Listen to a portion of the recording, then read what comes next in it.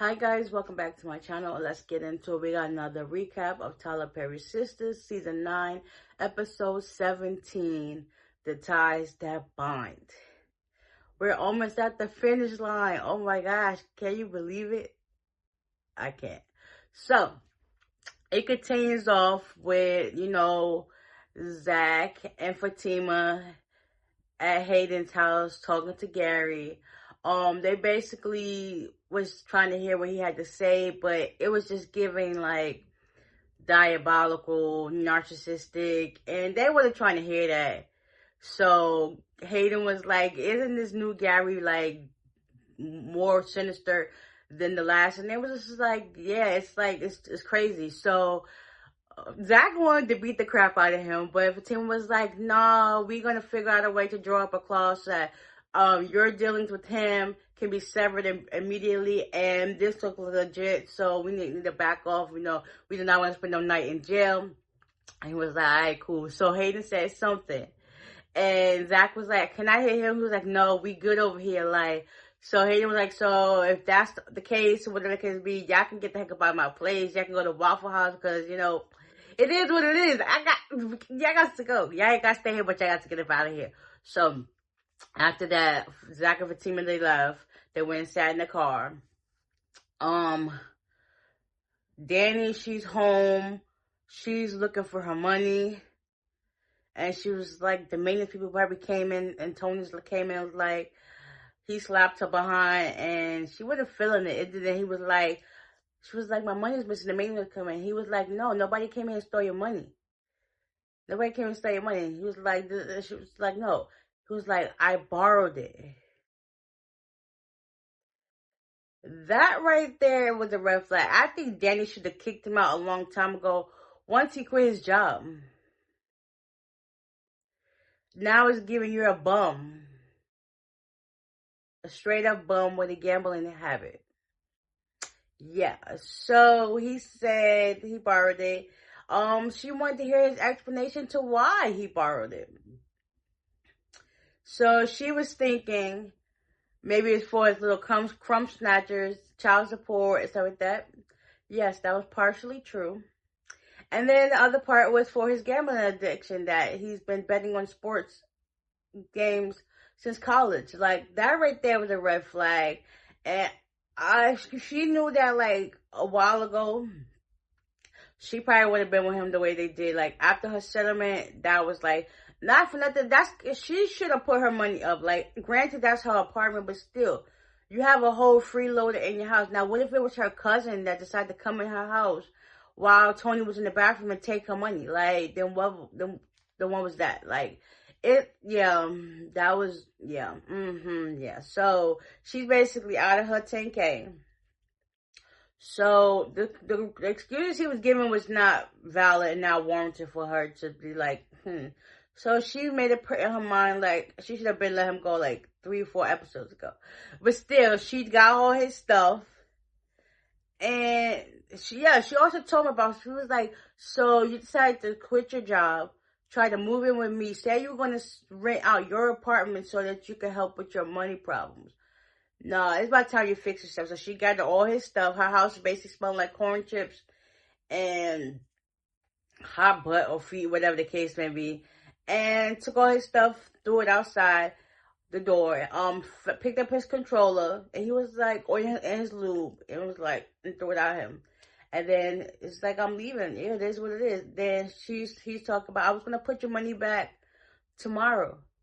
If that was the case, you should have waited the next day. Don't just take somebody else's money and then try to say you're going to put it back the next day. He's basically, his actions justify why he took it.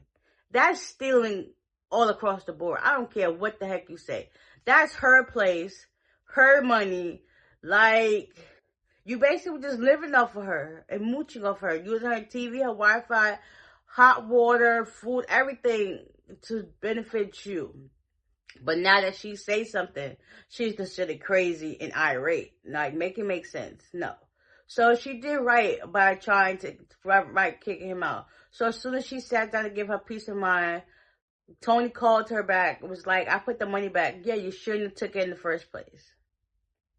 And then after that, she thought Tony called her again. Happens to be Officer Green. Like, bro, you're doing too much. If she didn't call you the first time, why makes you think you could call her? Like, bro, just go somewhere with your little trifling.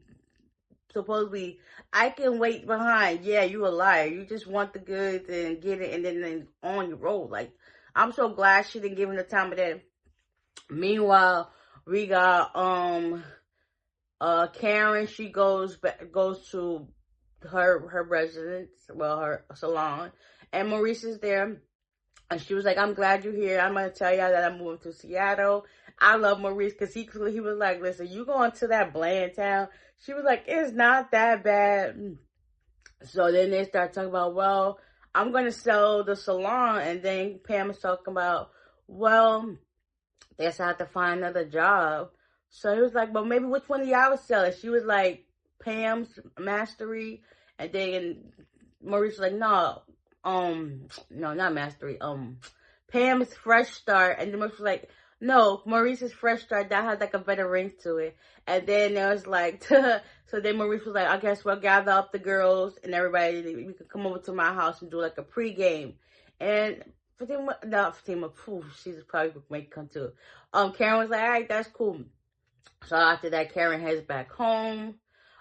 Zach and Fatima there in the car. Next, her stomach starts growling. And then Zach was like, what's that about? She was like, I'm hungry. Okay, but if you want some food, we're going to go get some food. We could go to the Waffle House. She was like, but I already ate 6 times a day. He was like, listen, you're not starving my baby. Like, Zach Jr. gonna eat. He gonna eat. Danny ain't got nothing to worry about that. We gonna make sure y'all good. We eating for 2. She was like, I love how the solidarity, like, even though you're not eating for 2, but, it is what it is. But that was cute. I love when they have their me moments and they're on the same page and they're not arguing and bickering back and forth. It's giving, like, growth and maturity. I love that for them. Keep it up, keep it up, keep it up. Meanwhile,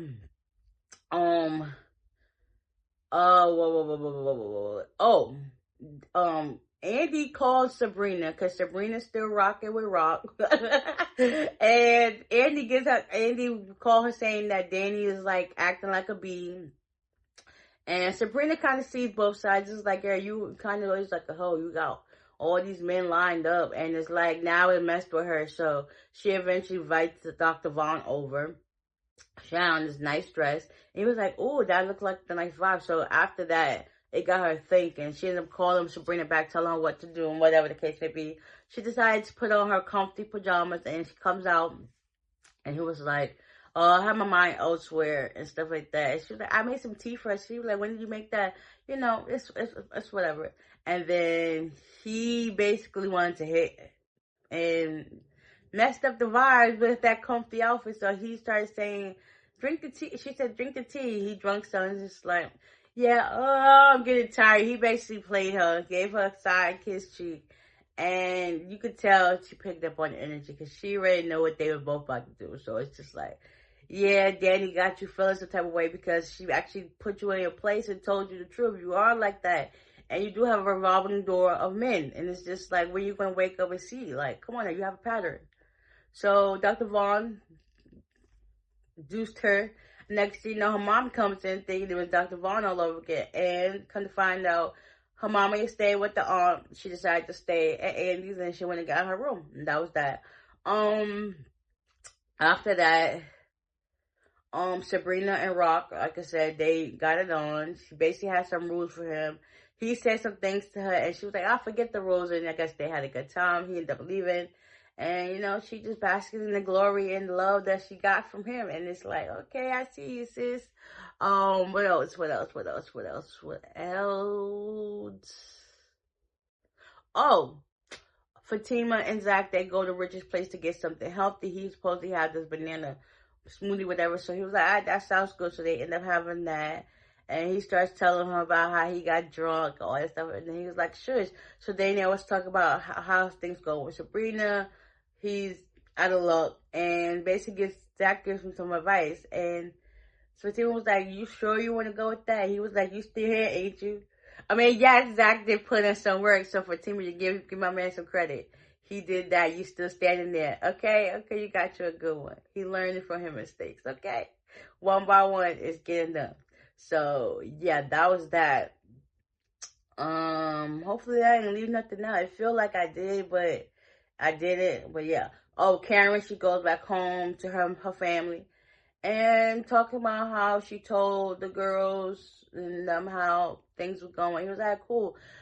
Aaron said that he got a job offer and they might have to move faster than later, and that they also got a room and board set up. And Karen was like kind of apprehensive at first, but she was like, just between us, it is what it is. It gotta be doers for us. And it was like, all right, cool. So that was a good moment. So yeah, hopefully that's everything that happened in this episode. If not, oh well. I'll let y'all know the next one. So with that being said, bye.